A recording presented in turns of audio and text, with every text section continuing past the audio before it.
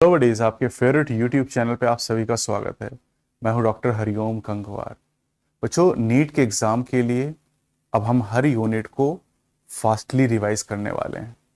जो बहुत important point हैं, जिनके आने की प्रोबेबिलिटी बहुत ज़्यादा है, जो पिछले 10 ईयर्स में आपके नीट में क्वेश्चन पूछे गए हैं, उन्हीं को बेसिस बना के हम लोग इन यूनिट्स को रिवाइज करेंगे। तो सबसे पहली जो यूनिट हम स्टार्ट करें, this is reproduction unit. NCERT class 12th की यूनिट नंबर 1 है, लेकिन अगर नीट के हिसाब से आप देखें तो यूनिट नंबर 6 है। क्लास 11 में 5 यूनिट है और क्लास 12 में भी 5 यूनिट है। तो ये 6 नंबर की यूनिट है reproduction.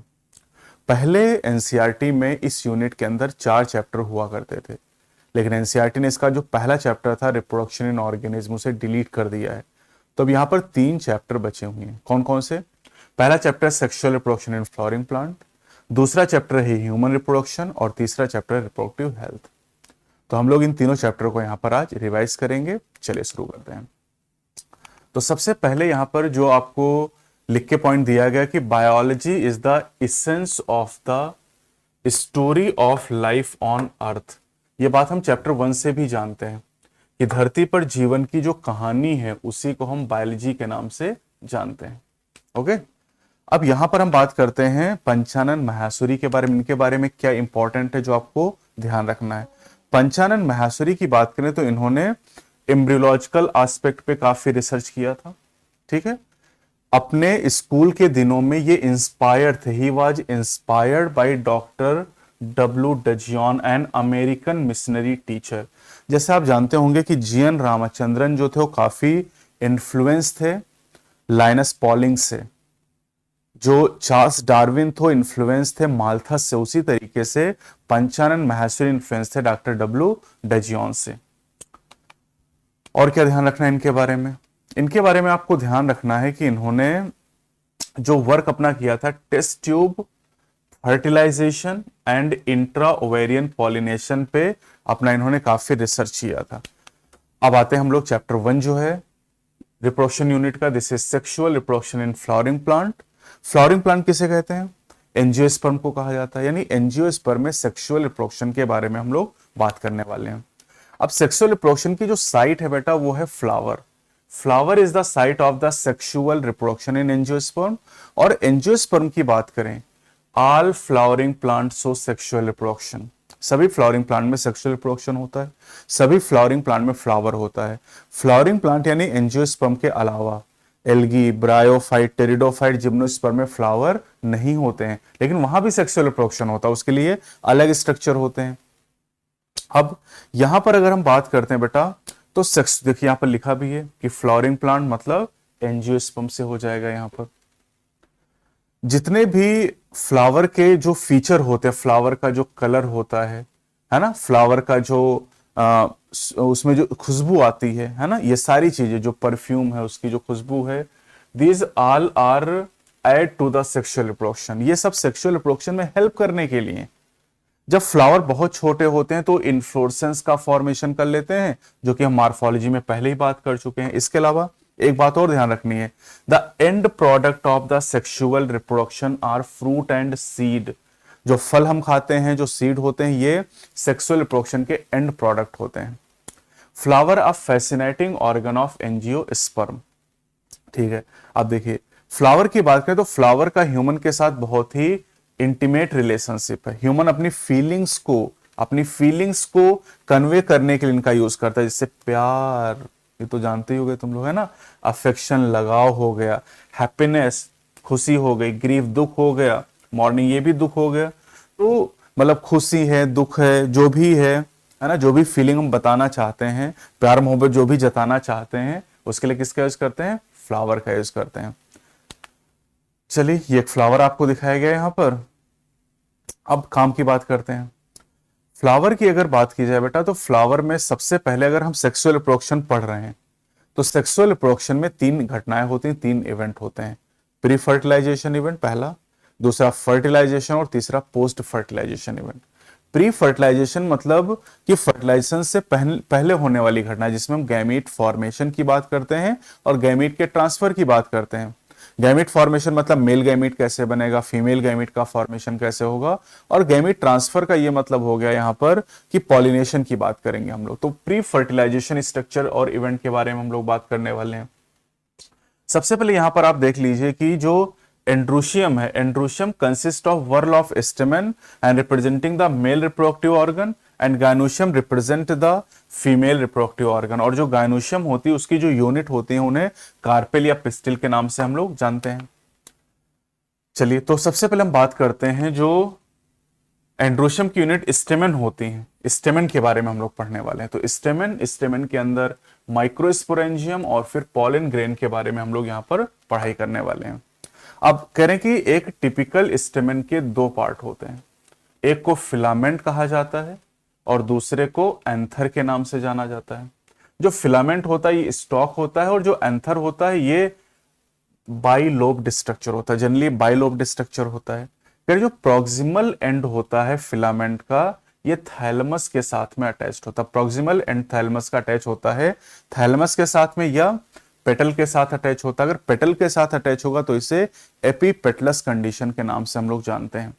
Number and length of stamen are variable in flowers of different species. जैसे आप सोलेनेसी फैमिली पढ़ते हैं तो वहां पर जो स्टेमन का नंबर होता है वो 5 होता है। लिलिएसी पढ़ते हैं तो वहां पर स्टेमन का नंबर 6 होता है। आप फैबेसी फैमिली पढ़ते हैं तो वहां पर स्टेमन का नंबर 10 होता है। लेंथ भी वेरिएबल होती है, स्टेमन के जो फिलामेंट की लेंथ होती है वो भी वेरिएबल होती है। ठीक है, अब यहां पर आगे हम लोग बढ़ते हैं और कह रहे हैं कि जो टिपिकल एंजियोस्पर्म एंथर होता है वो बाइलोब्ड होता है, मतलब बाइलोब्ड और डाइथिकस होता है, मतलब एक लोब के अंदर 2 थीका प्रेजेंट होते हैं और 2 लोब हो गए यानी 4 थीका टोटल यहां पर हो जाएंगे। तो एंथर बाइलोब्ड और डाइथिकस होते हैं, लेकिन मालवेसी फैमिली में मैंने आपको बताया था कि मोनोथीकस एंथर पाए जाते हैं। तो जनरली यहां पर इसलिए एनसीईआरटी ने लिखा कि डाइथिकस होता है। ठीक, फिर कह रहे हैं ऑफन और longitudinal groove run length wise separating the theca. अब यहां पर अगर हम ट्रांसवर्स सेक्शन की बात करें एंथर की, तो ट्रांसवर्स सेक्शन में जो बाइलोब नेचर है वो बहुत अच्छी तरीके से आपको नजर आएगा। जो एंथर होता है वो 4 साइडेड यानी टेट्रागोनल स्ट्रक्चर होता है और इसके अंदर 4 माइक्रोस्पोरेंजिया पाई जाती हैं। एक एंथर के अंदर 4 माइक्रोस्पोरेंजिया होती है, इसलिए इसे टेट्रास्पोरेंजिएट कहा जाता है। Located at corner 2 in each lobe. आपके यहां पर एंथर में 2 लोब हैं, बाइलोब्ड स्ट्रक्चर है, और एक लोब के अंदर 2 माइक्रोस्पोरेंजिया होते हैं तो 2 लोब के अंदर 4 माइक्रोस्पोरेंजिया हो जाएंगे, इसीलिए एंथर को टेट्रास्पोरेंजिएट कहा जाता है। अब माइक्रोस्पोरेंजिया की बात करें तो माइक्रोस्पोरेंजिया ही आगे डेवलप होके पॉलन सैक को बनाते हैं बेटा, है ना। और जो पॉलन सैक होते हैं इन्हीं के अंदर पॉलन ग्रेन भरे होते हैं, पॉलन ग्रेन का इनके अंदर डेवलपमेंट होता है। लेकिन ये तो बहुत बात की बात है कि माइक्रोस्पोरेंजिया डेवलप होकर पॉलन सैक बनाते हैं, पॉलन सैक के अंदर पॉलन ग्रेन डेवलप होते हैं। पहले माइक्रोस्पोरेंजिया की बात करते हैं। माइक्रोस्पोरेंजिया का जो स्ट्रक्चर होता है अगर उसकी बात करते हैं तो यहां पर बेटा ये लगभग सर्कुलर आपको दिखाई देगा। माइक्रोस्पोरेंजिया सर्कुलर होता है, यहां पर डायग्राम भी आपको दिया गया, ये माइक्रोस्पोरेंजिया आपको दिखाई दे रहे हैं ना, सर्कुलर स्ट्रक्चर। अब करें, इसमें 4 वॉल लेयर होती है, माइक्रोस्पोरेंजिया में 4 वॉल लेयर होती है। आउटर से इनर हमेशा पढ़ाई करेंगे तो सबसे बाहर एपिडर्मिस है, then endothecium, then middle layer और उसके बाद में टैपिटम नाम की लेयर आ जाएगी। अगर आप देखें तो यहां पर आपको दिखाई भी देगा एपिडर्मिस, एंडोथीसियम, मिडिल लेयर और उसके बाद में टैपिटम आ जाएगा। तो 4 वॉल लेयर यहां पर हो गई। फिर करें कि बाकी जो 3 बाहर की 3 वॉल लेयर होती हैं ये प्रोटेक्शन का काम करती हैं, है ना, प्रोटेक्शन का काम करते हैं और help in the dehiscence of anther to release pollen. इन 3 आउटर लेयर के द्वारा जो एंथर की वॉल है फटती है और पॉलन रिलीज होते हैं। जो इनर मोस्ट वॉल लेयर यानी जो टैपिटम है ये नरिशमेंट करने का काम करती है डेवलपिंग पॉलन ग्रेन को, डेवलपिंग पॉलन ग्रेन को नरिशमेंट देती है। जैसे वो ह्यूमन रिप्रोडक्शन में आप पढ़ते हैं सर्टोली सेल के बारे में जो नरिशमेंट देती है, यहां पर नरिशमेंट देने का जो काम है वो इनर मोस्ट वॉल लेयर यानी टैपिटम के द्वारा किया जाता है। फिर कहें कि जो टैपिटम की सेल है उनमें डेंस साइटोप्लाज्म होता है और वहां पर मोर देन 1 न्यूक्लियस प्रेजेंट होते हैं, यानी मल्टी न्यूक्लिएटेड कंडीशन यहां पर प्रेजेंट होती है। मल्टी न्यूक्लिएटेड कंडीशन ये भी इंपॉर्टेंट पॉइंट यहां पर हो गया। अब जब एंथर के अंदर चलते तो एंथर के अंदर जब वो सबसे अंदर टैपिटम है, टैपिटम के अंदर चलेंगे तो वहां पर स्पोरोजिनस टिश्यू पाया जाएगा। स्पोरोजिनस टिश्यू माइक्रोस्पोरेंजियम के एकदम सेंटर में आपको मिलेगा। और इसके अंदर की जो सेल है होमोजेनस सेल होती है, मतलब सारी सेल एक जैसी होती हैं। अब जैसे जैसे एंथर डेवलप होता है, जो स्पोरोजेनस टिश्यू की सेल होती हैं इनमें मियोटिक डिवीजन होता है, मियोसिस होती है, और इससे माइक्रोस्पोर टेट्राड का फॉर्मेशन होता है। ठीक है, और माइक्रोस्पोर टेट्राड की जो सेल होंगी चूंकि मियोसिस के बाद बनी है इसलिए हैप्लॉइड हो जाएंगे यहां पर, और टेट्राड का मतलब 4 सेल का फॉर्मेशन हो जाएगा। तो यहां पर आप देख सकते हैं डायग्राम में आपको दिखाया भी गया है, ये माइक्रोस्पोर टेट्राड आपको दिखाया गया है ना, यहाँ पर 4 आपको माइक्रोस्पोर दिखाई दे रहे हैं, और यही माइक्रोस्पोर आगे डेवलप होकर पॉलन ग्रेन का फॉर्मेशन करते हैं।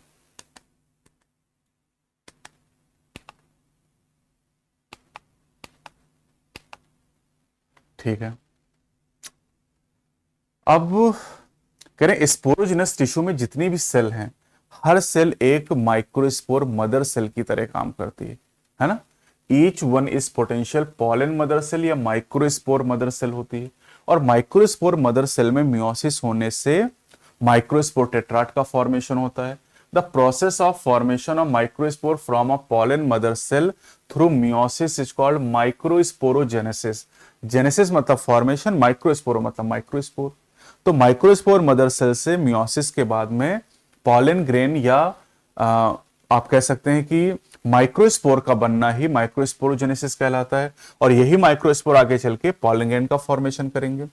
माइक्रोस्पोर जब बनते हैं तो एक क्लस्टर के फॉर्म में अरेंज रहते हैं जिसे माइक्रोस्पोर टेट्राड कहा जाता है, और जब एंथर मैच्योर होता है और डिहाइड्रेट होता है तो माइक्रोस्पोर एक दूसरे से अलग हो जाते हैं और पॉलन ग्रेन का फॉर्मेशन करते हैं। एक माइक्रोस्पोरेंजियम के अंदर कई हजार माइक्रोस्पोर या पॉलन ग्रेन का फॉर्मेशन होता है, और ये पॉलन ग्रेन रिलीज होते हैं जब डेhiscence होता है एंथर का। अब पॉलन ग्रेन की बात करते हैं। जो पॉलन ग्रेन है ये एंजियोस्पर्म में मेल गैमेटोफाइट के नाम से जाना जाता है, मेल गैमेटोफाइट इसे कहते हैं। पॉलन ग्रेन की बात करें बेटा तो पॉलन ग्रेन यहां पर जो होते हैं वो इन स्फेरिकल स्ट्रक्चर होते हैं, 25 से 50 माइक्रोमीटर इनका डायमीटर होता है, और इनमें इनकी वॉल में 2 लेयर पाई जाती हैं। आउटर जो लेयर होती है वो हार्ड होती है जिसे हम एक्साइन कहते हैं, और ये बनी होती है स्पोरोपोलिनिन के द्वारा। जो इनर लेयर होती है उसे इंटाइन के नाम से जाना जाता है। अब जो स्पोरोपोलिनिन है ये मोस्ट रेजिस्टेंट ऑर्गेनिक मटेरियल होता है, कोई भी ऐसा एंजाइम नहीं है जो स्पोरोपोलिन को डिग्रेड कर सकता हो। साथ ही हाई टेम्परेचर और स्ट्रॉन्ग एसिड और बेसिस को, एल्कली को बर्दाश्त कर सकता है। पॉलन ग्रेन की एक्साइन में प्रोमिनेंट अपर्चर होते हैं जिन्हें जर्म पोर के नाम से जानते हैं, और जर्म पोर जहां पे होता है वहां पर स्पोरोपोलिनिन एब्सेंट होता है। ठीक है, स्पोरोपोलिनिन की वजह से जो पॉलन ग्रेन होते हैं ये प्रिजर्व रहते हैं फॉसिल में। ठीक, ये सारे क्वेश्चन एग्जाम में पूछे गए हैं। साथ ही साथ एक्साइन के ऊपर बहुत सारे फैसिनेटिंग अरेंजमेंट होते हैं, पैटर्न और डिजाइन यहां पर पाए जाते हैं।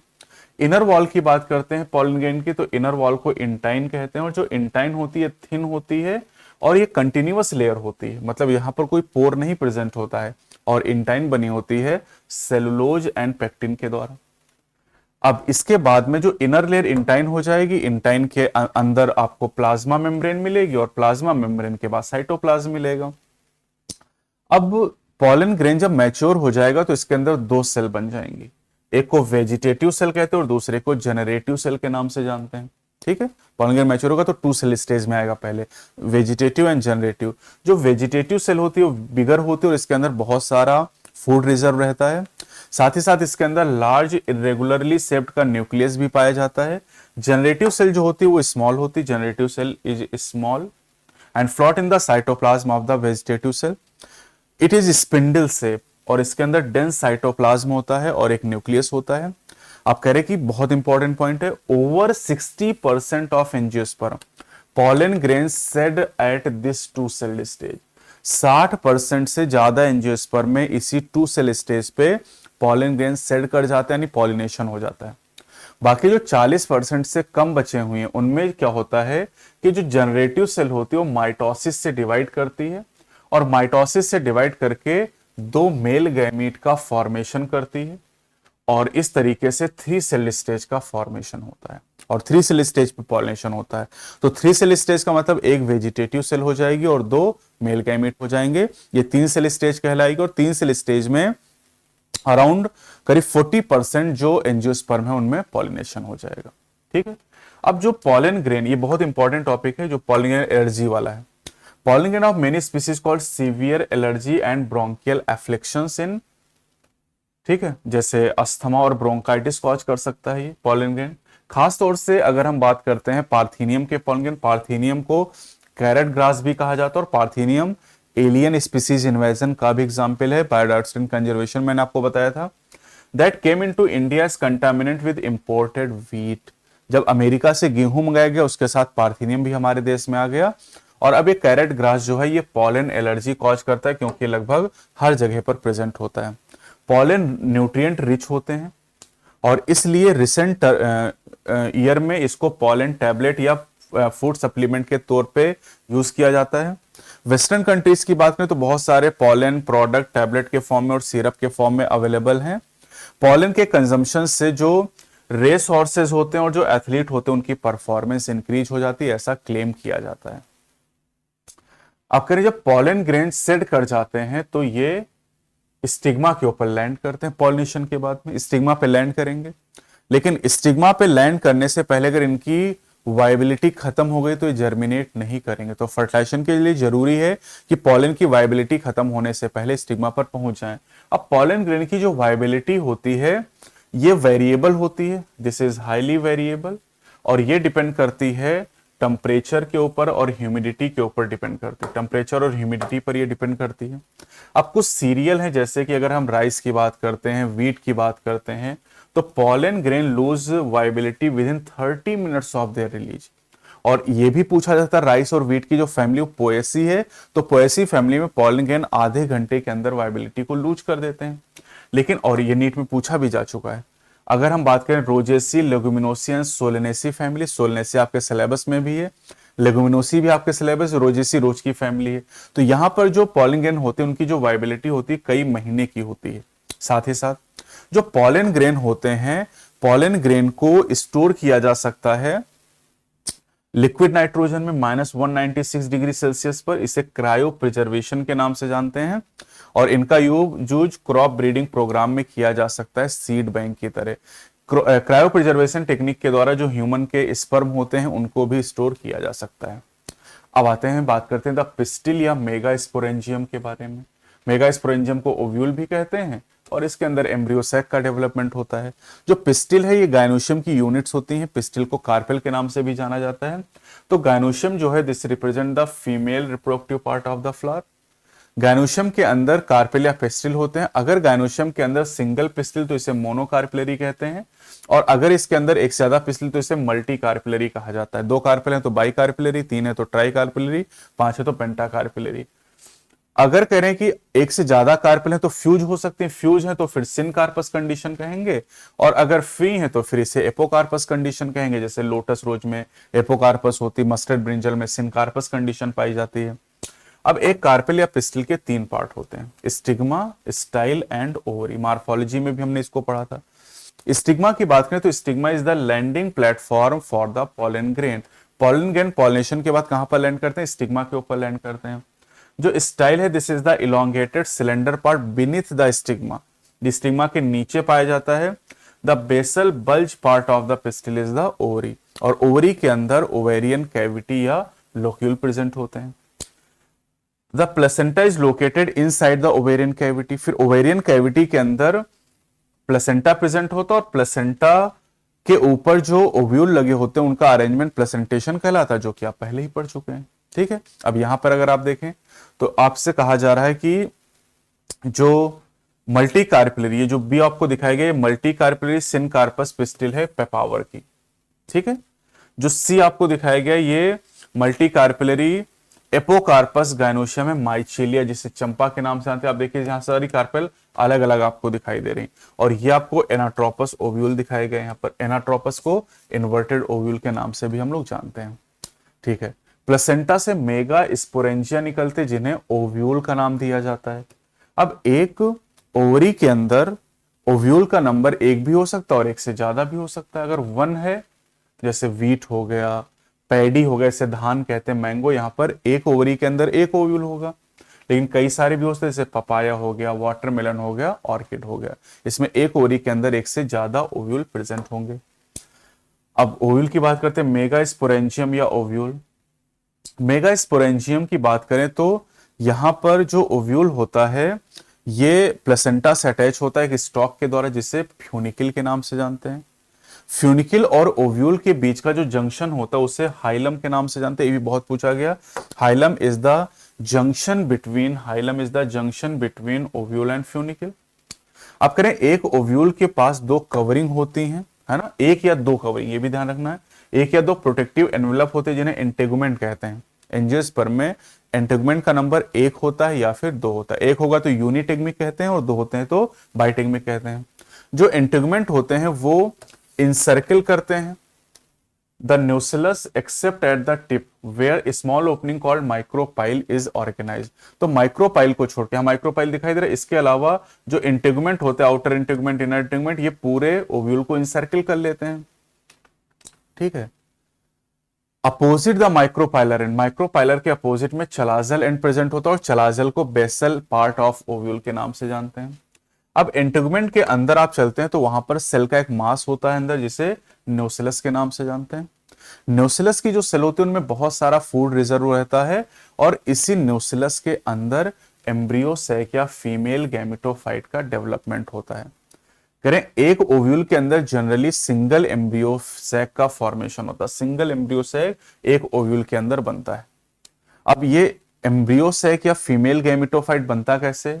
pollen grain is the male gametophyte, embryo sac is the female gametophyte। कैसे बनता है? तो कह रहे the process of formation of megaspore from megaspore mother cell is called megasporogenesis. अभी हमने क्या पढ़ा था? Formation of microspore from the microspore mother cell is called microsporogenesis. ये होगा मेगास्पोरोजेनेसिस। यहां न्यूसिलस की जो सेल हैं उन्हें माइक्रोस्पोर मदर सेल कहते हैं। यहां पर एक सेल होगी न्यूसिलस की एक सेल मेगास्पोर मदर सेल का फॉर्मेशन करेगी, जबकि अगर आप याद करें स्पोरोजिनस टिश्यू की जितनी सेल थी सभी माइक्रोस्पोर मदर सेल कहलाती थी।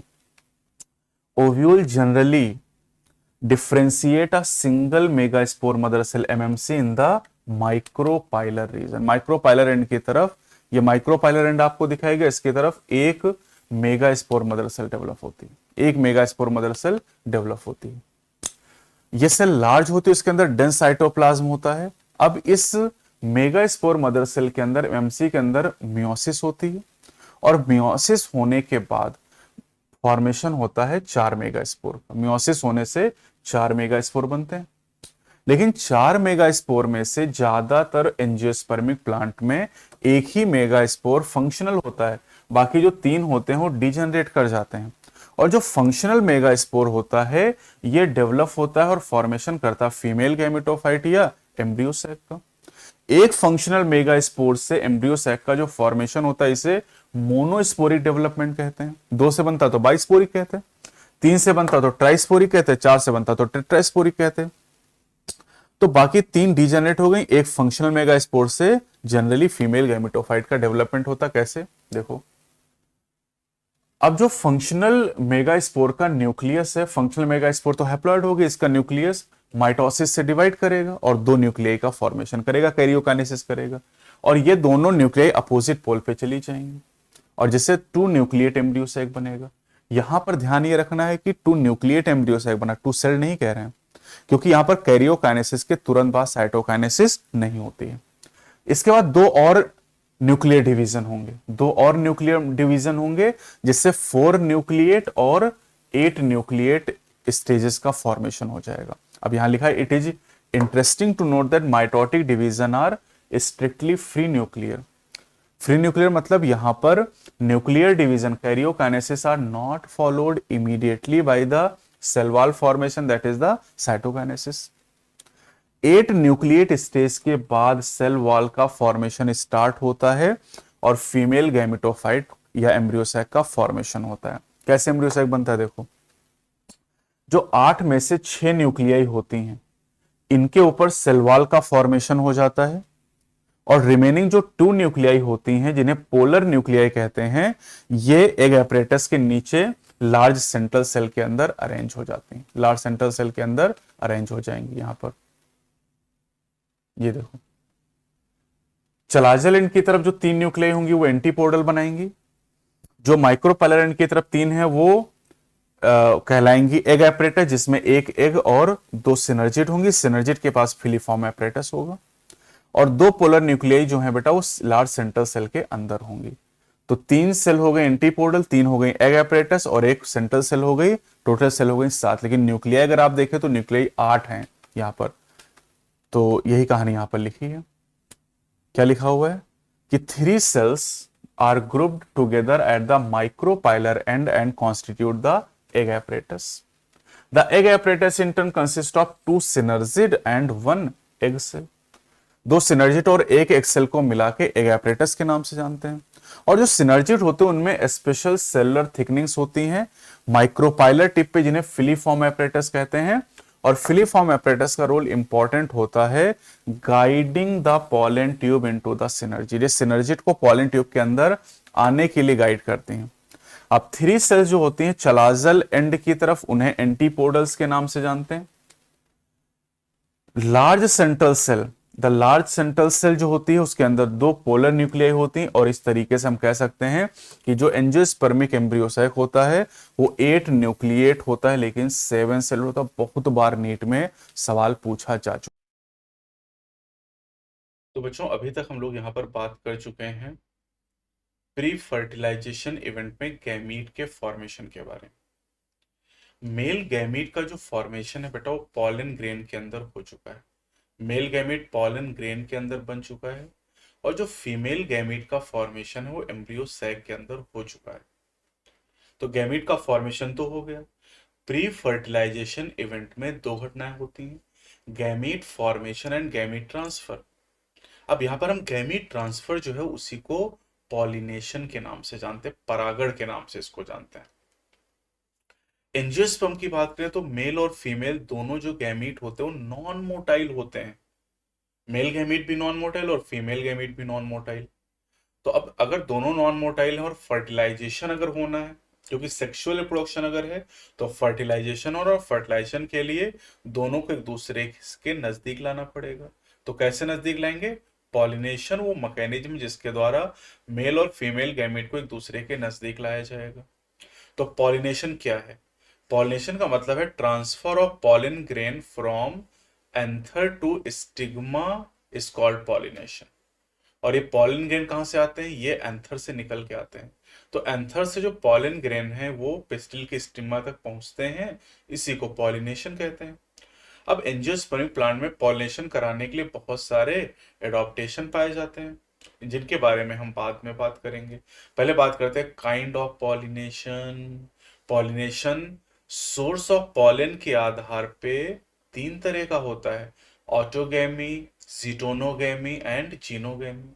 ऑटोगैमी की बात करें तो यहाँ पर जो पॉलिनेशन होता है वो एक ही फ्लावर के अंदर होता है, एक ही फूल का इन्वॉल्वमेंट यहाँ पर होता है। यानी यहाँ पर ट्रांसफर होता है पॉलन ग्रेन का एंथर से स्टिग्मा पर सेम फ्लावर में, यानी बाइसेक्सुअल फ्लावर होना चाहिए। तो बाइसेक्सुअल फ्लावर अगर है यहाँ पर तो उसमें एंथर से स्टिग्मा तक पॉलन ग्रेन पहुंच जाएगा, इसे ऑटोगैमी कहेंगे।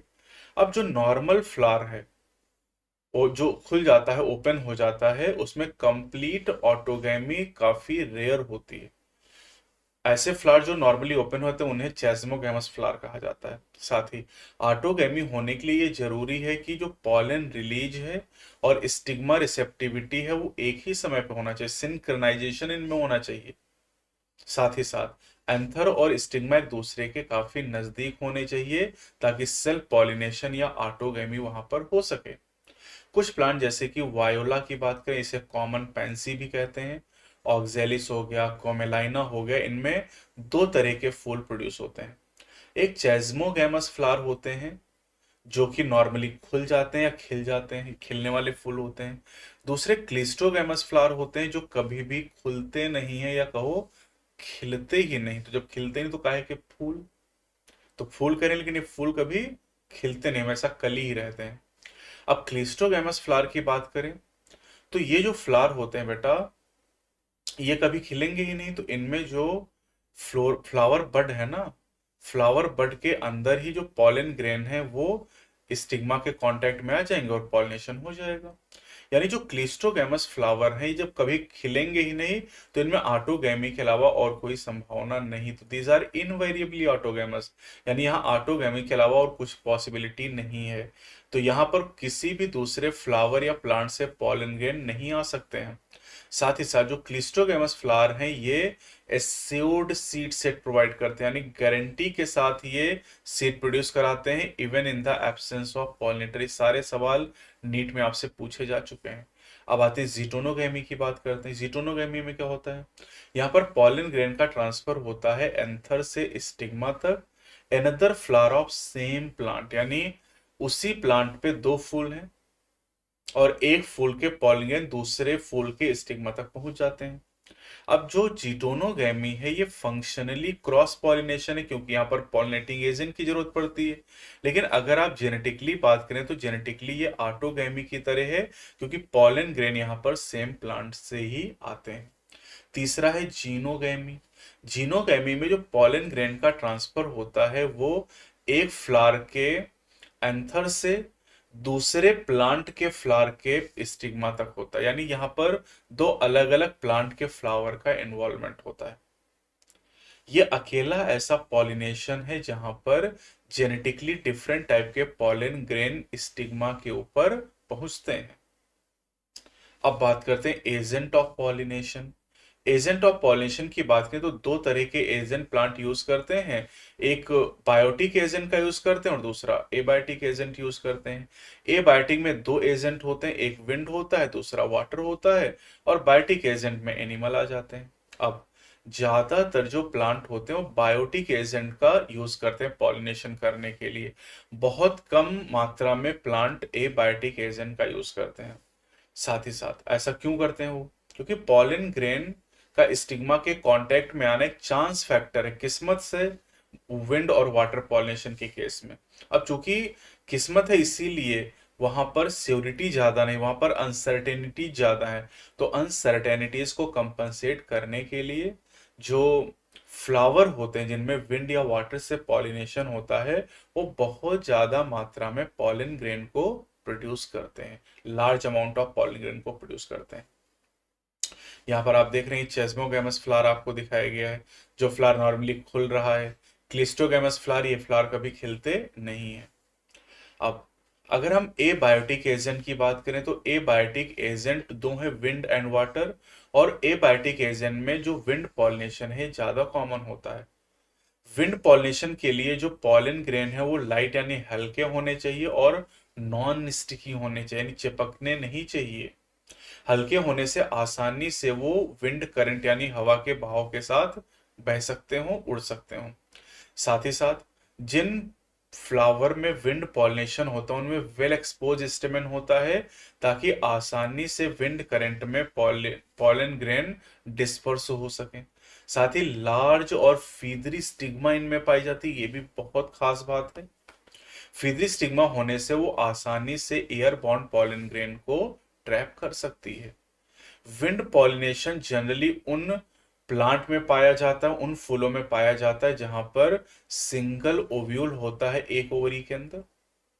और साथ ही साथ अगर फ्लावर बहुत छोटे हैं तो बहुत सारे फ्लावर मिलके एक इन्फ्लोरेसेंस का फॉर्मेशन करते हैं। जैसे कि एग्जांपल की बात करें, कॉर्न कॉब, जो भुट्टा आप देखते हैं, उस भुट्टे में जो टेसल्स आपको दिखाई देते हैं, मूछें दिखाई देती हैं, बचपन में लगाई भी होंगी आपने, वो एक्चुअली स्टिग्मा और स्टाइल को रिप्रेजेंट करते हैं। और ये स्टिग्मा स्टाइल हवा में झूलते रहते हैं ताकि हवा में उड़ने वाले पॉलिनेशन को पकड़ सकें। जो विंड पॉलिनेशन है ये ग्रासेस में काफी कॉमन है। ग्रास किसे कहते हैं, पोएसिया ग्रैमिनी के मेंबर को ग्रास कहते हैं। और मेज यानी जो मक्का है उसी का मेंबर है। तो मेज हो गया, वीट हो गया, राइस हो गया, सब ग्रासेस के ही एग्जाम्पल है बेटा। अब बात करते हैं वाटर। वाटर के द्वारा जो होने वाला पॉलिनेशन है काफी रेयर होता है एंजियोस्पर्म में, और ये केवल 30 जेनरा में पाया जाता है, जो कि ज्यादातर मोनोकॉट से बिलोंग करते हैं। जेनरा तो आप समझते हो ना, जैसे होमो एक जीनस है, ठीक है। जबकि वाटर की बात करें तो जो लोअर प्लांट होते हैं, एल्गी हो गया, ब्रायोफाइट हो गया, टेरिडोफाइट हो गया, वहां पर ये सबसे कॉमन मोड होता है, रेगुलर मोड होता है मेल गैमीट को ट्रांसपोर्ट करने का। अब अगर हम ब्रायो और टेरिडो की बात करें तो ब्रायो और टेरिडोफाइट का जो जियोग्राफिकल डिस्ट्रीब्यूशन है वो बहुत लिमिटेड है, क्योंकि उनके मेल गैमीट को ट्रांसपोर्ट करने के लिए और फर्टिलाइजेशन के लिए वाटर की जरूरत होती है। एंजियोस्पर्म में वाटर के द्वारा होने वाला पॉलिनेशन काफी रेयर होता है, इसलिए एंजियोस्पर्म का डिस्ट्रीब्यूशन जो होता है वो काफी ज्यादा विस्तृत है, वो हर जगह दुनिया में पाए जाते हैं। अब वाटर पॉलिनेटेड प्लांट की बात करें, एग्जाम्पल आपको याद करने, वेलिस्नेरिया हो गया, हाइड्ला हो गया, जोस्टेरा हो गया। इनमें से जो हाइड्ला और वेलिस्नेरिया है बच्चों, ये फ्रेश वाटर एंजियोस्पर्म होते हैं, और जो जोस्टेरा है ये मरीन वाटर से है, इसे मरीन सी ग्रास के नाम से जाना जाता है। एक बात ये भी ध्यान रखनी है कि सभी एक्वेटिक प्लांट में वाटर के द्वारा पॉलिनेशन नहीं होता है। मतलब पानी में प्लांट पाया जाता है, इसका मतलब ये नहीं कि पानी से पॉलिनेशन होगा। और एक बात खास कि ज्यादातर मेजॉरिटी ऑफ एक्वेटिक प्लांट में, जैसे वाटर हाइसिंथ और वाटर लिली की बात करें, इनमें जो फ्लावर होता है वो वाटर के लेवल से ऊपर निकल आता है, और इनमें पॉलिनेशन विंड या इंसेक्ट से होता है। ये भी नीट में 2 बार सवाल पूछा गया है। तो वाटर हाइसिंथ और वाटर लिली के नाम में वाटर, लेकिन विंड वाटर के द्वारा पॉलिनेशन नहीं होता, पॉलिनेशन इंसेक्ट या विंड के द्वारा होता है। अब अगर वेलिस्नेरिया की बात करें तो यहाँ पर जो फीमेल फ्लावर है वो वाटर के सरफेस तक आ जाता है अपनी लॉन्ग स्टॉक के द्वारा, और जो मेल फ्लावर है या पॉलन ग्रेन है ये वाटर के सरफेस पे रिलीज हो जाते हैं। अब जो पॉलन ग्रेन है ये वाटर के द्वारा पैसिवली बहते हुए जाते हैं और फीमेल फ्लावर के और स्टिग्मा के संपर्क में आते हैं, और इस तरीके से पॉलिनेशन हो जाता है। लेकिन अगर हम बात करें सी ग्रासेस यानी जोस्टेरा के बारे में, तो यहाँ पर जो फीमेल फ्लावर है ये पानी के अंदर ही डूबा रहता है, और जो पॉलन ग्रेन है ये भी पानी के अंदर रिलीज होते हैं। साथ ही साथ जो पॉलन ग्रेन होते हैं बेटा, ये वाटर पॉलिनेटेड प्लांट की बात कर रहे हैं, ये लॉन्ग और रिबन लाइक होते हैं, long and ribbon like pollen grain होते हैं। सी ग्रासेस की बात हो रही है यहाँ पर, ठीक है। और in most of the water pollinated species, pollen grain are produced from wetting by mucilaginous covering। pollen grain के ऊपर म्यूसिलेज की कवरिंग बना दी जाती है ताकि ये वाटर में भीगने से, सड़ने से बच जाएं। विंड और वाटर पॉलिनेटेड फ्लावर जो होते हैं बहुत कलरफुल नहीं होते हैं, और ये नेक्टर भी प्रोड्यूस नहीं करते हैं, क्योंकि इन्हें किसी भी पॉलिनेटिंग एजेंट को अट्रैक्ट करने की कोई भी रिक्वायरमेंट या उनको कोई भी रिवॉर्ड देने की जरूरत नहीं होती है। अब ज्यादातर जो फ्लावरिंग प्लांट होते हैं वो एनिमल का यूज करते हैं पॉलिनेशन करने के लिए। पॉलिनेटिंग एजेंट अगर एनिमल की बात करें तो इसमें बी सबसे कॉमन है, बटरफ्लाइज हो गई, flies, beetle, wasp, ant, moth, bird जैसे sunbird and hummingbird. Hummingbird दुनिया की सबसे छोटी चिड़िया का एग्जाम्पल है यहाँ पर। और इसके अलावा बैट, चमगादड़ भी कॉमन पॉलिनेटिंग एजेंट होते हैं। अब एनिमल में इंसेक्ट, और इंसेक्ट में पर्टिकुलरली जो बीज हैं ये डोमिनेटिंग बायोटिक पॉलिनेटिंग एजेंट होते हैं। कुछ लार्जर एनिमल भी होते हैं, जैसे कि प्राइमेट की बात करें, लीमर हो गया, आर्बोरियल ट्री ड्वेलिंग रोडेंट हो गए जैसे गिलहरी हो गई, और इवन रेप्टाइल जैसे जेको लेजर्ड एंड गार्डन लेजर्ड। गार्डन लेजर्ड तो आप जानते हैं कलूट्स को कहते हैं, ये भी पॉलिनेशन कराने का काम करते हैं। तो इसमें से कोई भी सवाल आपसे पूछा जा सकता है, तो अच्छे से याद करेंगे इसको, ठीक है। अब देखिए, करें जो एनिमल पॉलिनेटेड प्लांट होते हैं वो पर्टिकुलर स्पीसीज ऑफ एनिमल से एडॉप्टेड भी होते हैं। जैसे कि अगर इंसेक्ट पॉलिनेटेड फ्लावर की बात करें तो ऐसे फ्लावर जनरली लार्ज होते हैं, कलरफुल होते हैं, फ्रेग्रेंट यानी खुशबूदार होते हैं, और नेक्टर रिच होते हैं। अगर फ्लावर स्मॉल है तो वो क्लस्टर्ड होके इन्फ्लोरेसेंस का फॉर्मेशन करते हैं ताकि आसानी से इंसेक्ट को दिखाई दें। एनिमल जो होते हैं वो फ्लावर के कलर के द्वारा या उसके फ्रेग्रेंस के द्वारा अट्रैक्ट होते हैं उसकी तरफ, और जो फ्लावर पॉलिनेशन कराते हैं फ्लाइज और बीटल के द्वारा, वो फाउल आर्डर यानी दुर्गंध प्रोड्यूस करते हैं फ्लाइज और बीटल को अट्रैक्ट करने के लिए। अच्छा, एनिमल बार बार आता रहे पॉलिनेशन करने के लिए, उसको रिवॉर्ड दिए जाते हैं। रिवॉर्ड सबसे कॉमन जो है nectar and pollen grain are the usual floral reward. ये भी नीट में सवाल आपसे पूछा जा चुका है। तो यूजुअल फ्लोरल रिवॉर्ड है पॉलन ग्रेन एंड नेक्टर, ठीक है। अब रिवॉर्ड को लेने के लिए जो एनिमल विजिटर होते हैं वो एंथर के कांटेक्ट में आते हैं, और स्टिग्मा के कांटेक्ट में भी आते हैं। जब एंथर के कांटेक्ट में आएंगे तो पॉलन ग्रेन उनसे चिपक जाएंगे, और जब स्टिग्मा के कांटेक्ट में आएंगे तो वहां तक पॉलन ग्रेन पहुंच जाएंगे, यानी पॉलिनेशन हो जाएगा। अच्छा, जो पॉलन ग्रेन होते हैं वो स्टिकी होते हैं एनिमल पॉलिनेटेड फ्लावर में, ठीक है। और अगर आप यहाँ पे थोड़ा सा देखिए, जो मैंने आपको विंड पॉलिनेटेड के बारे में बताया था, तो विंड पॉलिनेशन में यहाँ पर नॉन स्टिकी पॉलन ग्रेन आपको बताए गए थे, नॉन स्टिकी, जबकि एनिमल पॉलिनेटेड में generally sticky pollen grain present होते हैं ताकि वो एनिमल की बॉडी से चिपक जाएं। ठीक है, कुछ स्पीसीज ऐसी होती हैं प्लांट की जो रिवॉर्ड देती हैं safe place to lay egg, यानी अंडे देने की जगह के रूप में रिवॉर्ड प्रोवाइड करती हैं। जैसे इसका एग्जांपल है, टॉलेस्ट फ्लावर जो है वो एमार्फोफिलस का होता है, इसकी फ्लावर की हाइट 6 फीट होती है। अब यहाँ पर एमॉर्फोफिलस का जो पॉलिनेटिंग एजेंट होता है, जो इंसेक्ट इसमें पॉलिनेशन कराता है, उसको बदले में ये फ्लावर अंडे रखने की जगह प्रोवाइड करता है। ऐसी रिलेशनशिप मॉथ में और युक्का प्लांट में पाई जाती है, जहां पर दोनों स्पीसीज यानी मॉथ और जो युक्का प्लांट है वो एक दूसरे के बिना अपने जीवन को पूरा नहीं कर सकते हैं। जो मॉथ होता है ये फ्लावर की जो ओवरी होती है, ओवरी के अंदर अपने अंडे डिपॉजिट करता है, ओवरी के अंदर जो जगह होती है लोक्यूल, और इसके बदले में जो मॉथ होता है वो पॉलिनेशन कराता है। अब जो मॉथ के लार्वा होते हैं वो एग से बाहर आ जाते हैं, तब बाहर आते हैं जब सीड डेवलप करना ओवरी के अंदर स्टार्ट कर देते हैं। और यहाँ पर क्या खास बात हो सकती और आपको ध्यान रखना है, हाँ,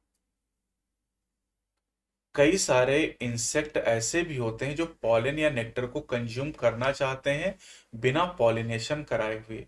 ऐसे फ्लोरल विजिटर को पॉलन या नेक्टर रॉबर्स के नाम से जानते हैं, इन्हें पॉलन रॉबर या नेक्टर रॉबर के नाम से जाना जाता है। ठीक, तो ये भी आप ध्यान रखिएगा यहाँ पर। अब बात करते हैं आउट ब्रीडिंग डिवाइसेस के बारे में। ऐसी डिवाइस जो ऑटोगैमी को यानी सेल्फ पॉलिनेशन को रोकती हूँ और क्रॉस पॉलिनेशन को प्रमोट करते हैं, उन्हें आउटब्रीडिंग डिवाइसेस कहते हैं। ज्यादातर जो फ्लावरिंग प्लांट होते हैं वो बाइसेक्सुअल फ्लावर यानी हर्माफ्रोडाइट फ्लावर प्रोड्यूस करते हैं। और अगर बाइसेक्सुअल फ्लावर है तो पॉलन ग्रेन जो है वो स्टिग्मा के कांटेक्ट में आते हैं सेम फ्लावर में। कंटिन्यूड सेल्फ पॉलिनेशन, लगातार सेल्फ पॉलिनेशन होने से इनब्रीडिंग डिप्रेशन हो जाता है, जिससे प्रोडक्टिविटी डाउन हो जाती है। अब फ्लावरिंग प्लांट जो होते हैं बेटा, ये फ्लावरिंग प्लांट क्या करते हैं, ये कई सारी डिवाइसेस डेवलप करते हैं to discourage self pollination, autogamy geitonogamy को रोकने की, और एंड इनकरेज क्रॉस पॉलिनेशन और जीनोगैमी को कराने के लिए कई सारी डिवाइसेस इन्होंने डेवलप की। 4 डिवाइसेस आपके सिलेबस में। ठीक है, सबसे पहली डिवाइस क्या है, कुछ स्पीसीज में जो पॉलन रिलीज और स्टिग्मा रिसेप्टिविटी है वो सिंक्रोनाइज नहीं होती है। या तो पॉलन पहले रिलीज हो जाते हैं स्टिग्मा के रिसेप्टिव या मैच्योर होने से, या स्टिग्मा पहले रिसीव मैच्योर हो जाती है पॉलन के रिलीज होने से। दूसरा केस क्या हो सकता है, कुछ स्पीसीज में क्या होता है कि जो एंथर और स्टिग्मा होते हैं ये डिफरेंट पोजीशन पे पाए जाते हैं, इस तरीके से अरेंज होते हैं कि सेम फ्लावर के पॉलन ग्रेन स्टिग्मा के कांटेक्ट में ना पाए। ये जो दोनों तरीके हैं ये ऑटोगैमी को रोकने के लिए। तीसरी जो डिवाइस है ऑटोगैमी या इनब्रीडिंग को रोकने के लिए वो सेल्फ इनकॉम्पेटिबिलिटी। ये एक जेनेटिक मैकेनिज्म है जो रोकती है सेल पॉलन, यानी सेम फ्लावर के या उस प्लांट के दूसरे फ्लावर के पॉलन ग्रेन को फर्टिलाइज करने से सेम फ्लावर के ओव्यूल को। यानी ये ऑटोगैमी और जीटोनोगैमी दोनों को रोकने का तरीका है। एक और डिवाइस है सेल पॉलिनेशन को रोकने का यूनिसेक्सुअल फ्लावर का प्रोडक्शन, यानी यूनिसेक्सुअलिटी। क्योंकि देखिए सेल पॉलिनेशन तभी हो सकता है जब फ्लावर बाइसेक्सुअल। अगर यूनिसेक्सुअल फ्लावर है तो वहां पर ऑटोगैमी तो पॉसिबल नहीं है। अब यहां पर अगर मेल एंड फीमेल फ्लावर एक ही प्लांट पर है, जैसे कैस्टर और मेज मोनोइसियस है तो ऑटोगैमी तो रुक जाएगी लेकिन जीटोनोगैमी तो हो जाएगी। लेकिन अगर हम डायसियस प्लांट की बात करें, जैसे पपाया हो गया, डेट पाम हो गया, तो यहाँ पर जो मेल और फीमेल फ्लावर होते हैं वो डिफरेंट प्लांट के ऊपर पाए जाते हैं। तो डायसियस प्लांट जो होते हैं वो ऑटोगैमी और जीटोनोगैमी दोनों को प्रिवेंट करते हैं, बहुत खास है। जो मोनोइसियस होता है वो केवल ऑटोगैमी रोक सकता है, जिटोनोगैमी नहीं रोक सकता, लेकिन डाइसियस ऑटोगैमी और जिटोनोगैमी दोनों को रोक सकता है। ऐसे भी ध्यान रखो, डाई, डाई का मतलब दो, तो ये दोनों को रोक सकता है।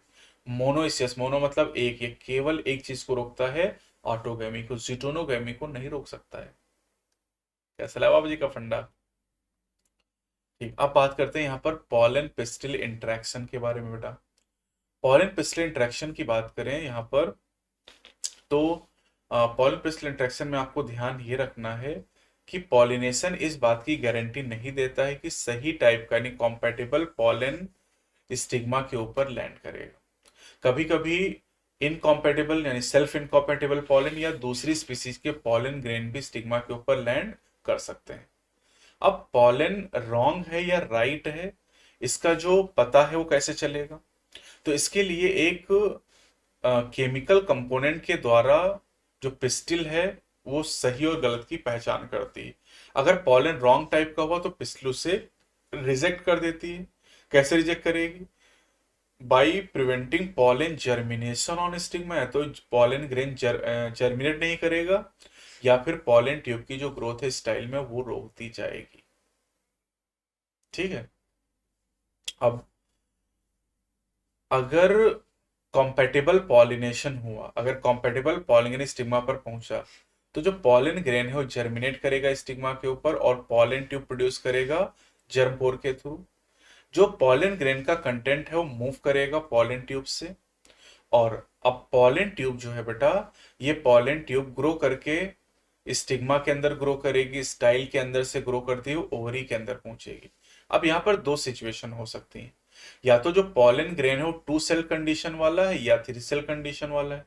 अगर 2 सेल कंडीशन वाला यानी एक वेजिटेटिव सेल और एक जनरेटिव सेल उसके पास है, ऐसे प्लांट में जो जनरेटिव सेल होगी वो डिवाइड करेगी और 2 मेल गैमीट का फॉर्मेशन करेगी during the growth of pollen tube in the stigma.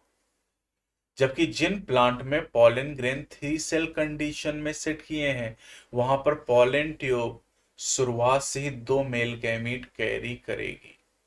यानी अल्टीमेटली जब ओवरी तक पॉलन ट्यूब पहुंचेगी तो उसके अंदर 2 मेल गैमीट होंगे, 2 मेल गैमीट होंगे। Pollen tube after entering the ovary enters the ovule through micropyle and then enter one of the synergid through the filiform apparatus। आप जानते हैं 2 सिनर्जिड होती हैं, एक सिनर्जिड से जो पॉलन ट्यूब है वो एक सिनर्जिड के अंदर एंटर कर जाएगी। ठीक है, और जो फिलीफॉर्म एपरेटस है, फिलीफॉर्म एपरेटस गाइड करती है एंट्री ऑफ पॉलन ट्यूब को। अब ये जितनी भी घटनाएं, all these event from the pollen deposition on the stigma until the pollen tube enter the ovula together referred to as pollen pistil interaction। ठीक है। अब जो pollen pistil interaction के बाद यहाँ पर एक छोटी सी बात और आपको ध्यान रखनी है कि अगर आप pollen germination को देखना चाहते हैं तो कुछ फ्लावर के pollen ग्रेन जैसे पिक पी हो गया, चिक पी हो गया, क्रोटोलेरिया हो गया, बाल्सम हो गया और विनका हो गया, इनके pollen ग्रेन को शुगर सोल्यूशन में 10% शुगर सोल्यूशन में प्लेस करेंगे। 15 से 30 मिनट के बाद आप अगर लो पावर माइक्रोस्कोप से देखेंगे तो आपको पॉलन ट्यूब नजर आएंगी पॉलन ग्रेन से निकली हुई। ठीक है। अच्छा, अब यहां पर बात करते हैं आर्टिफिशियल हाइब्रिडाइजेशन के बारे में। आर्टिफिशियल हाइब्रिडाइजेशन एक मेजर अप्रोच है क्रॉप इंप्रूवमेंट प्रोग्राम के लिए। ठीक, यहां पर क्या ध्यान रखना है?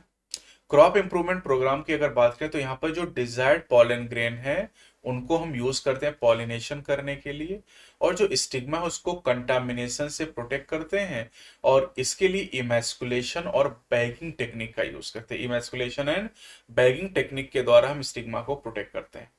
अगर फीमेल पेरेंट के पास बाइसेक्सुअल फ्लावर है तो उस केस में, बाइसेक्सुअल फ्लावर है तो पहले एंथर को रिमूव किया जाता है ना, एंथर को रिमूव करते हैं एंथर के फटने से पहले।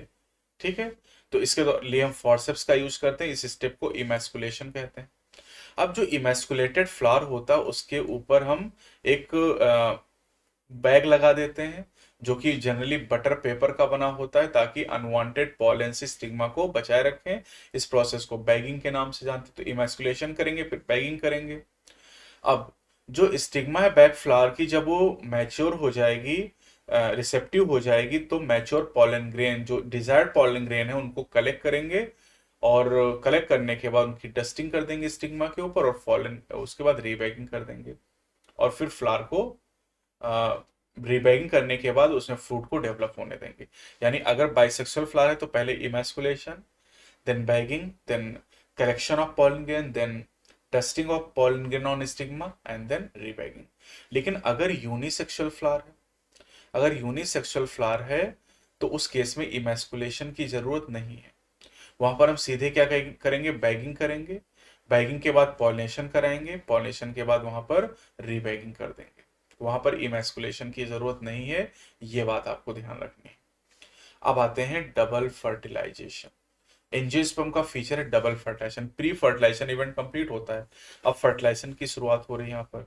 तो यहाँ पर आपने देखा कि जो पॉलन ट्यूब है वो दो में से किसी एक सिनर्जिड के अंदर एंटर करती है, और एंटर करने के बाद में जो दो मेल गैमीट होते हैं उनको सिनर्जिड के साइटोप्लाज्म में डाल देती है।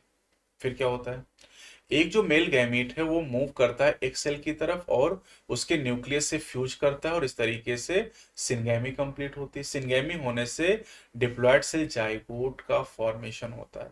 जो दूसरा मेल गैमीट होता है वो मूव करता है दो पोलर न्यूक्लियाई की तरफ, जो कि सेंट्रल सेल के अंदर लोकेटेड होती हैं, और वो फ्यूज करने के बाद प्रोड्यूस करती है ट्रिप्लॉयड प्राइमरी एंडोस्पर्म न्यूक्लियस, यानी पेन प्रोड्यूस करती हैं। फिर यहाँ पर आप देख सकते हैं कि करें कि चूंकि यहाँ पर जो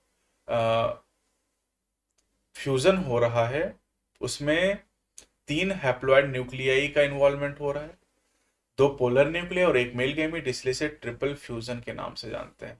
यानी दो फ्यूजन हो गए, एक सिनगैमी और दूसरा ट्रिपल फ्यूजन हो गया। दो फ्यूजन यहाँ पर हो रहे हैं, इसीलिए इस फिनोमिना को डबल फर्टिलाइजेशन के नाम से जाना जाता है। ये घटना फ्लावरिंग प्लांट के लिए यूनिक होती है, बाकी एल्गी, ब्रायो, टेरिडो या जिम्नो में ये घटना आप नहीं पढ़ते हैं। जो सेंट्रल सेल होती है वो ट्रिपल फ्यूजन के बाद प्राइमरी एंडोस्पर्म सेल में डेवलप हो जाती है, और आगे चल के ये एंडोस्पर्म का फॉर्मेशन करती है। और जो जाइगोट है ये आगे चल के एम्ब्रियो में डेवलप हो जाएगा, जिसके बारे में हम बात करेंगे पोस्ट फर्टिलाइजेशन इवेंट के बारे में। पोस्ट फर्टिलाइजेशन मतलब फर्टिलाइजेशन के बाद होने वाली सारी घटनाएं।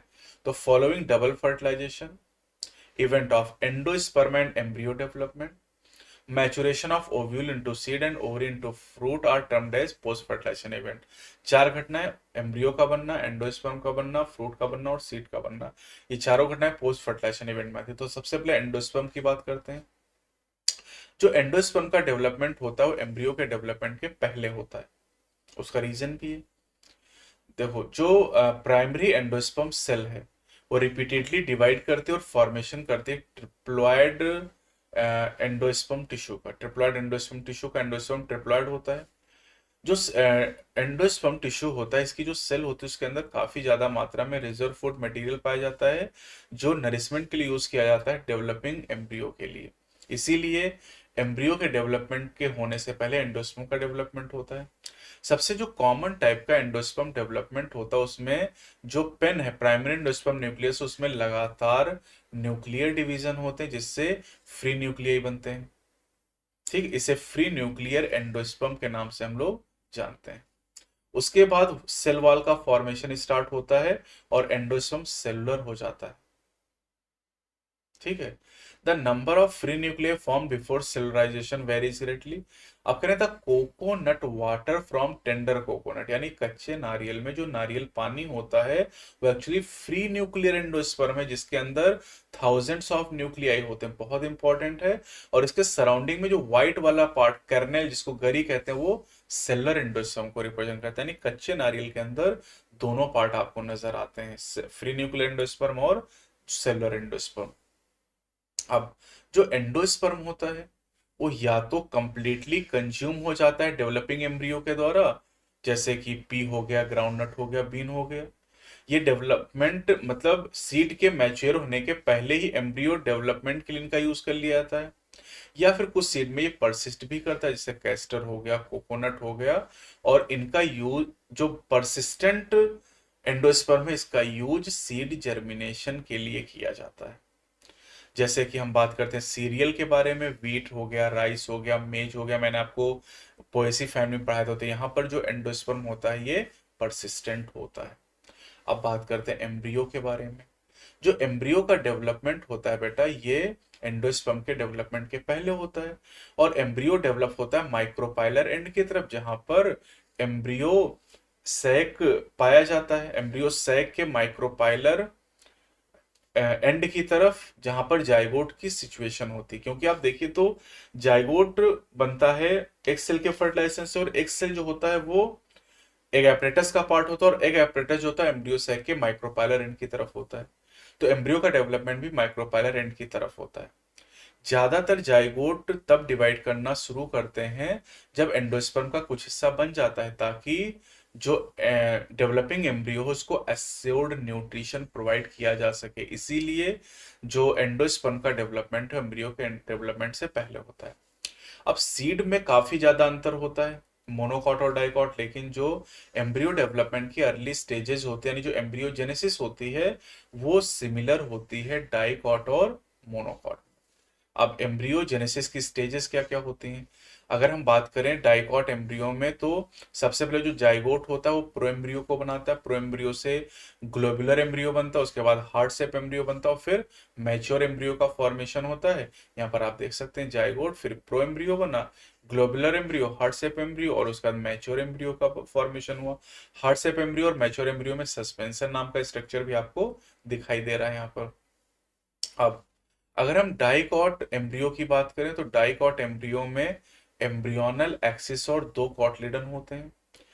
एम्ब्रियोनल एक्सिस का वो पार्ट जो कॉटलिडन के लेवल के ऊपर होता है उसे एपिकॉटिल कहते हैं, और एपिकॉटिल जो होता है वो प्लीम्यूल में जाके टर्मिनेट करता है, या इसे स्टेम टिप भी कहते हैं। कॉटलिडन के लेवल से जो नीचे का पार्ट होता है एम्ब्रियोनल एक्सिस का, उसे हाइपोकॉटिल कहते हैं, जो कि रेडिकल या रूट टिप में टर्मिनेट करता है। और रूट टिप कवर्ड होता है रूट कैप के द्वारा, और रूट कैप आप जानते हैं प्रोटेक्शन का काम करती है। ये आप देख सकते हैं, ये हाइपोकॉटिल दिखाया गया जिसमें रेडिकल और रूट कैप दिखाए गए हैं, और ये प्लूम्यूल यहाँ पर दिखाया गया जिसे स्टेम टिप के नाम से जानते हैं। ये डाइकॉट एम्ब्रियो है। अब मोनोकॉट की बात करें, तो मोनोकॉट के जो एम्ब्रियो होते हैं बेटा, उसमें केवल एक कॉटलिडन पाया जाता है। जैसे ग्रास फैमिली की बात करें, ग्रास फैमिली कौन सी? पोएसी। वहां पर कॉटलिडन को स्कुटिलम के नाम से जाना जाता है। और ये जो स्कुटिलम होता है, यहाँ पर आप देख सकते हैं डायग्राम में, यहाँ पर आपको स्कुटिलम दिखाएगा, एक साइड में आपको दिखाएगा, लेटरल साइड में प्रेजेंट होता है। ठीक है, साथ ही साथ यहाँ पर अगर आप देखेंगे तो लोअर एंड पे जो एम्ब्रियोनल एक्सिस होती है उसमें रेडिकल और रूट कैप होता है, और उसके ऊपर कोलियोराइजा की कवरिंग पाई जाती है। साथ ही साथ यहाँ पर जो एपिकॉटिल होता है, एपिकॉटिल की बात करें तो एपिकॉटिल के ऊपर एक कोलियोप्टाइल नाम की कवरिंग प्रेजेंट होती है। यहाँ पर आप देख सकते हैं, सूट अपेक्स के ऊपर कोलियोप्टाइल और रूट कैप रेडिकल के ऊपर कोलियोराइजा नाम की कवरिंग यहाँ पर प्रेजेंट होती है। ठीक, अब आते हैं सीड। हम बात कर रहे हैं पोस्ट फर्टिलाइजेशन इवेंट के बारे में। तो एंडोस्पर्म हो गया, एम्ब्रियो हो गया, अब सीड की बात करते हैं। सीड और फ्रूट जो होते हैं ये फाइनल प्रोडक्ट होते हैं सेक्सुअल रिप्रोडक्शन के लिए। इसे फर्टिलाइज्ड ओव्यूल भी कहा जाता है। ठीक है, और सीड जो होते हैं वो फ्रूट के अंदर डेवलप होते हैं। एंजियोस्पर्म में फ्रूट के अंदर सीड डेवलप होते हैं, जबकि जिम्नो में जो सीड होते हैं उनके ऊपर कोई कवरिंग नहीं होती, फ्रूट वहां पर नहीं पाता क्योंकि ओवरी नहीं होती है। अब सीड की बात करें बेटा, तो सीड के दो पार्ट होते हैं, सीड कोट एंड कॉटलेडन, है ना। सीड कोट होता है और उसके अंदर एम्ब्रियो पाया था। एम्ब्रियो के दो पार्ट होते हैं, एम्ब्रियोनल एक्सिस और कॉटलेडन। तो जनरली हम सीड की बात करें तो उसके दो पार्ट सिंपली होंगे, seed coat and embryo. Embryo के दो पार्ट हो जाएंगे, कॉटलेडन एंड एम्ब्रियोनल एक्सिस। ठीक है, अब क्या करें, the cotyledons of the embryo are simple structure. Cotyledon simple structure होता है। कॉटलेडन क्या हो गया, मोनोकॉट में एक होगा, डाइकॉट में दो हो जाएंगे। तो कह रहे कॉटलिडन जनरली थिक होते हैं एंड स्वेलन होते हैं। इनके अंदर फूड को स्टोर किया जाता है, जैसे कि लेग्यूम की बात करें, दाल। लेग्यूम तो आप जानते हैं फैबेसी के मेंबर को कहा जाता है। जो मैच्योर सीड होते हैं वो नॉन एल्बुमिनस भी हो सकते हैं और एल्बुमिनस भी हो सकते हैं। मतलब उनके अंदर नॉन एल्बुमिनस या एक्स एल्बुमिनस का मतलब होता है उनके अंदर एंडोस्पर्म नहीं है। और एल्बुमिनस का मतलब उनके अंदर एंडोस्पर्म प्रेजेंट होगा। Non albuminous seed has no residual endosperm, it is completely consume during embryo development, जैसे पी हो गया, ग्राउंडनट हो गया। लेकिन जो एल्बुमिनस सीड होते हैं एंडोस्पर्म को रिटेन रखते हैं, क्योंकि ये एम्ब्रियो डेवलपमेंट के दौरान पूरा यूज नहीं किया। जैसे वीट हो गया, मेज हो गया, बार्ली हो गया, कैस्टर हो गया, कोकोनट हो गया, ये सब एंडोस्पर्मिक सीड होते हैं। अब कभी कभी कुछ सीड ऐसे होते हैं, जैसे ब्लैक पेपर, काली मिर्च हो गया, बीट, चुकंदर के सीड हो गए, इनमें रेमिनेंट ऑफ न्यूसिलस यानी न्यूसिलस का कुछ हिस्सा बचा रहता है, परसिस्टेंट रहता है। इस रेजिडुअल परसिस्टेंट न्यूसिलस को पेरिस्पर्म के नाम से जानते हैं। ठीक है।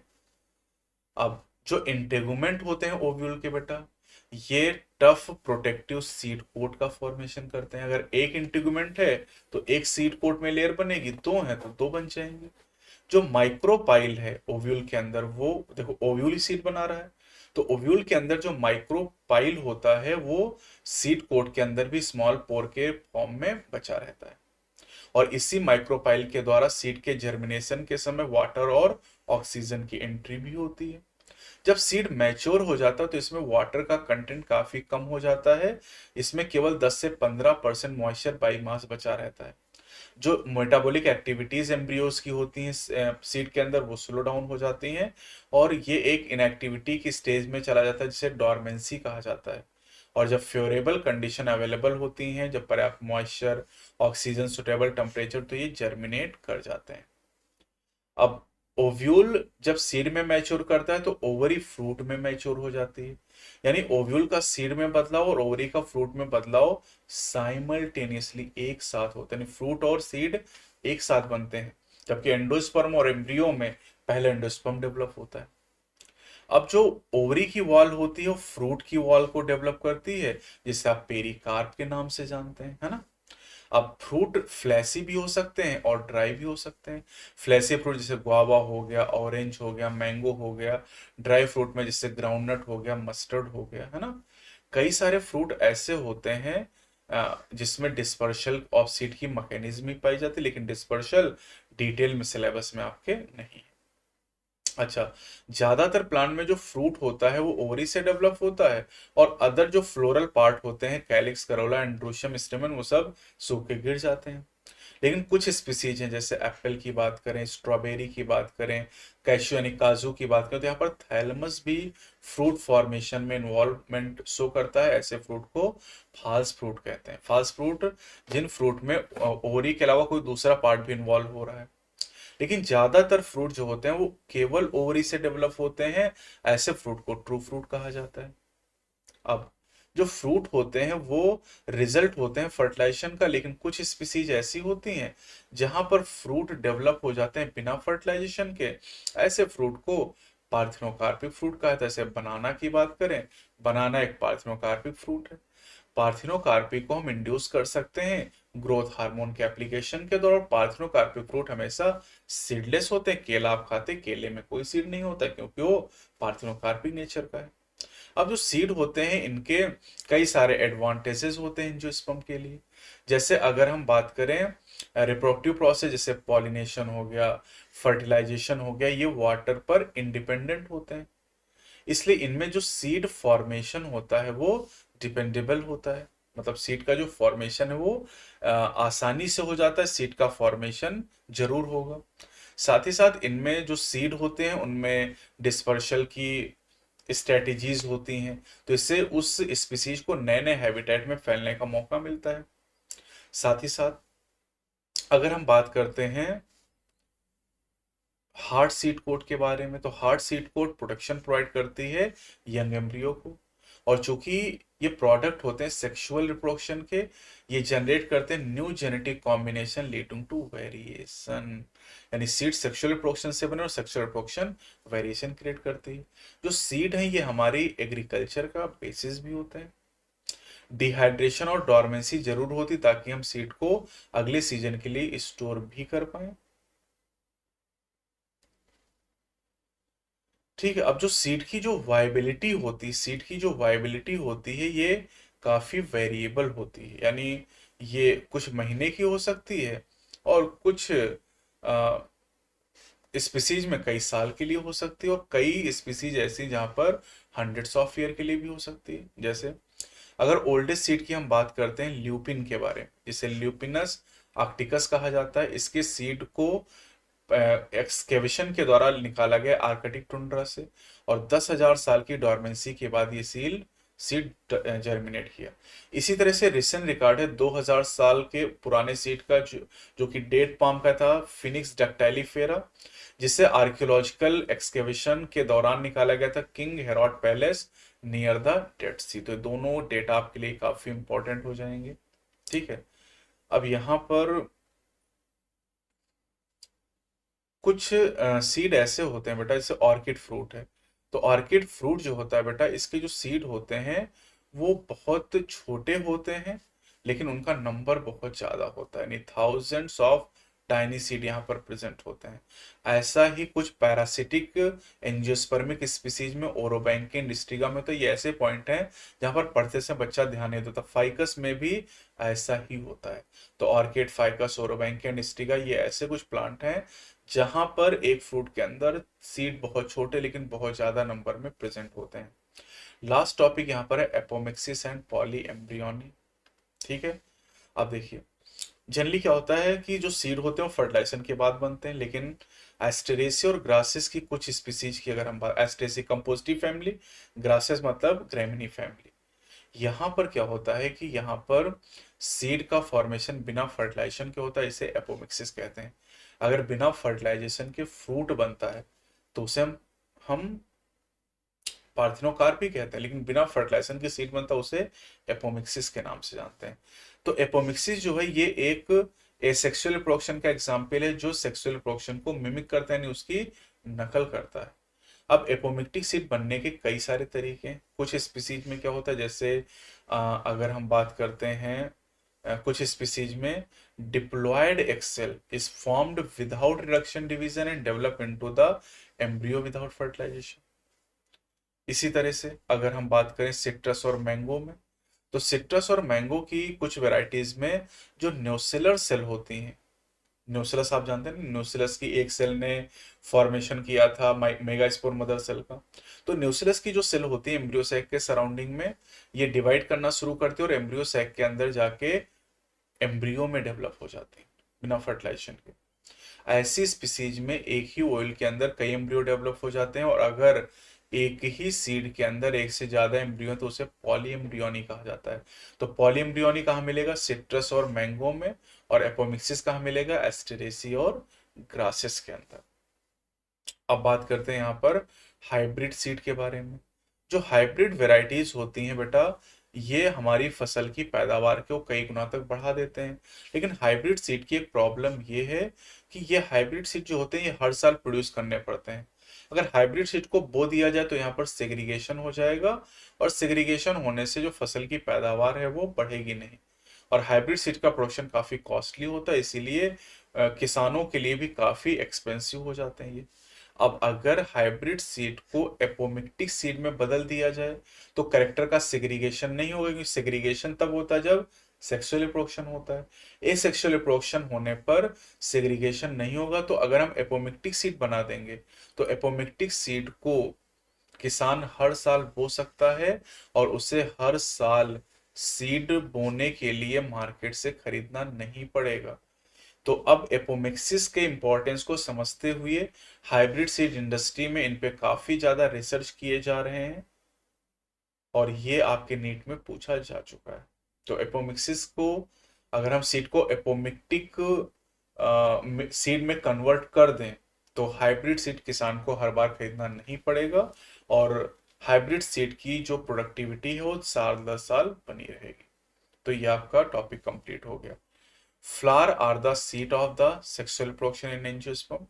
ठीक है, फ्लावर में जो स्टेमन होते हैं मेल रिप्रोडक्टिव ऑर्गन को रिप्रेजेंट करते हैं, और पिस्टिल जो है वो फीमेल रिप्रोडक्टिव ऑर्गन को रिप्रेजेंट करते हैं। जो एंथर होता है बाइलोब डाइथिकस और टेट्रा स्पोरेंजिएट होता है। 4 वॉल लेयर जो पाई जाती हैं माइक्रोस्पोरेंजियम में, एपिडर्मिस, एंडोथीसियम, मिडिल लेयर और टैपिटम हो जाती है यहाँ पर। पॉलन ग्रेन की बात करें तो इसमें 2 वॉल लेयर पाई जाती है, आउटर एक्साइन होता है और इनर इंटाइन होता है। एक्साइन जो होता है स्पोरोपोलेनिन से बना होता है और इसमें जर्मपोर प्रेजेंट होते हैं। पॉलन ग्रेन में या तो 2 सेल होंगी, एक वेजिटेटिव और एक जनरेटिव, या फिर 3 सेल होंगी, एक वेजिटेटिव और 2 मेल गैमीट यहाँ पर हो जाएंगे। पिस्टिल के 3 पार्ट होते, स्टिग्मा, स्टाइल एंड ओवरी हो जाएंगे यहाँ पर, है ना। और जो एम्ब्रियो सेक या फीमेल गैमेटोफाइट होता है मैच्योरिटी पर 7 सेल्ड और 8 न्यूक्लिएट होगा।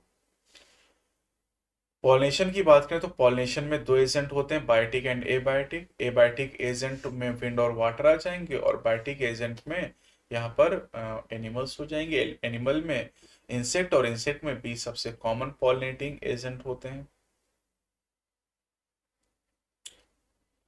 एपोमिक्सिस की बात करें तो एपोमिक्सिस का फिनोमिना ग्रासेस और एस्टेरेसी में पाया जाता है। यहाँ पर सीड का फॉर्मेशन होता है बिना फर्टिलाइजेशन के, और यहाँ पर लिखा है apomicts have several advantages in horticulture and agriculture. Horticulture बागवानी और एग्रीकल्चर खेती। इसी तरह से करें कुछ एंजियोस्पर्म में एक से ज्यादा एम्ब्रियो सीड के अंदर बन जाते हैं। इस फिनोमिना को पॉली एम्ब्रियोनी के नाम से जाना जाता है। तो ये आपका रिप्रोडक्शन का पहला चैप्टर यहाँ पर कंप्लीट हो जाता है।